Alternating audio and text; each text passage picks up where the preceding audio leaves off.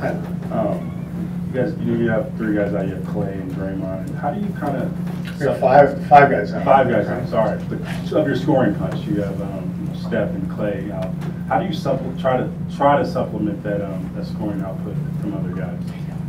We just have to move the ball and play, and everybody's going to be aggressive. You know, the big thing on a game like this is don't pass up a shot. You know, you get a shot, take it, and attack and play with some force. And hell, it's a great opportunity for guys. You know, they should be chomping at the bit.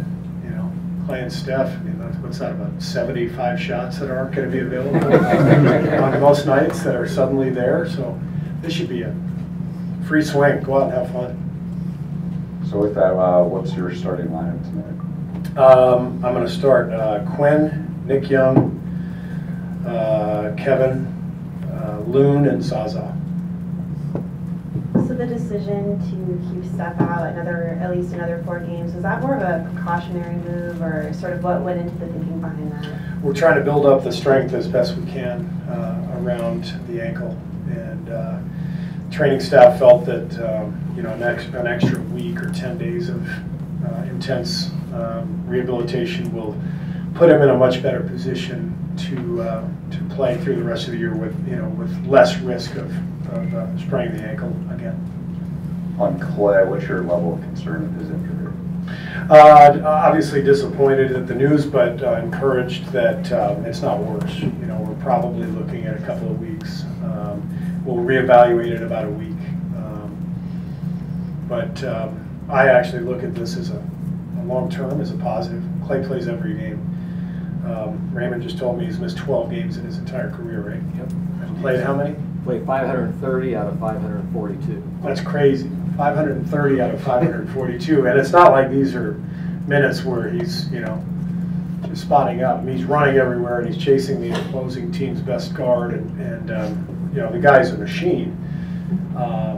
But even without the thumb, I thought, you know, we were considering giving him a game or 2 off here down the stretch because he just looked a little more spent recently, and so I look at this as a positive. I think it's going to be really productive in the long haul. It's no fun to deal with, but a couple weeks where, you know, he can get away from the game a little bit and heal and recharge the batteries and get rolling. It's probably a good thing in the long run. What went into putting Zaza in as a starting lineup tonight? It's all just a feel for matchups and combinations, and I'll leave it at that. Steve, you mentioned obviously a lot of younger guys have a chance to get some run tonight. Do you view this game in kind of a bigger picture sense, almost like a scouting sense, see what maybe these guys can do for this organization down the line now that you're getting the chance to see them? Well, I mean, the priority is still to win. Like, I'm not coming in here thinking, you know, we're just going to throw young guys out there and whatever happens, happens. We want to win, you know, and we should. We should go out there and win. We've got enough talent, and we're at home, and it's a great opportunity for us to play up to our standards and work on all the things that we've been working on, and let's go get it done. And in the meantime, you know, we've got guys who are going to get extra minutes, and they should take advantage of it. Steve, yesterday Tony Robbins had a pretty detailed post about meeting with you guys. I'm curious how that was for you and the team, and also I know you like to bring in these guest speakers. How do you kind of determine throughout the season when the good time for something like that kind of event would be? It's just a feel thing in terms of trying to break up the monotony of the routine in the season. Tony was tremendous. He's an incredibly dynamic human being, and his messaging and his the work that he did with our guys yesterday afternoon was fantastic, and I thought very, very helpful, and we're really grateful that he came in to help us out, and I thought the guys were really excited about it, and so it was a fantastic afternoon. Steve, a couple, if that's okay. How did D.West come out of his appointment at the dermatologist, and also how eager are you to see Chris Boucher, even in, you know, whatever minutes you might get him? Well, David is doing well, and we're going to shoot for Friday for him to play. We're hoping, but he's coming along well now, and it looks like things are going to go smoothly. And if they do, we play Friday. And Boucher is here because he's our two-way guy, and we're down a lot of bodies. So, you know, he's not in the plans to play in the rotation tonight, but he could get out there. You never know. Steve, as you said, big picture-wise, you don't have to say the seeding turns out how it does, but our main priority is we have to get these guys, everybody healthy in time for the playoffs. That's the deal. But in the meantime, let's keep winning. Never know what's going to happen in this league. You know, we just had half the team go down. Stuff happens, so you keep playing. You try to win every night. You don't do it at the expense of you know, harming guys. And you know, you don't throw a guy out there with a bad shoulder or a bum ankle or broken thumb. You let them heal. But the other guys got to go out there and compete. Let's see what happens. Steve, what went into the decision to cancel practice yesterday? When did you make that decision?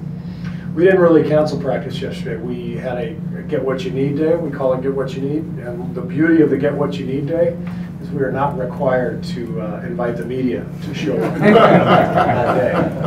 So get what you need day means some guys come in, get a massage, some guys just get shots up, some guys get treatment done, they get their weight work in. So they got in, they came in, broke a sweat, but they just, you know, we just didn't invite you guys. I do have a question. We did not get what we needed yesterday, by the way. That's the beauty of get what you need is you get what you need and you're on your own. Like no coach is telling you, like I'm not telling Draymond get shots up. It's Draymond get what you need. So Dieter, you're free to get what you need on your own. Yeah, good point. As well. So when it comes to KD, how do you keep an eye on him? Is there any mental thing of trying to make sure that he doesn't overextend himself with these other scores out over the next couple weeks? Well, I control minutes, obviously. I'm not going to overplay him. But our focus will definitely be on you know, what we're doing as a group. And, you know, we're going to rely on him heavily like we have all season, and especially with Steph out. But we're not going to overwork him. I know that. Was it always going to be a get what you need day? It wasn't a practice?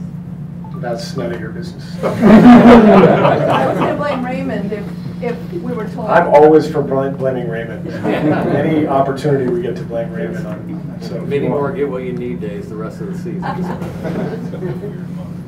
So with Andre and Jordanville, were they on any minute restrictions or fully able to go down? No, they're not, but I'm not going to play Jordan too many because we want to ease him back in.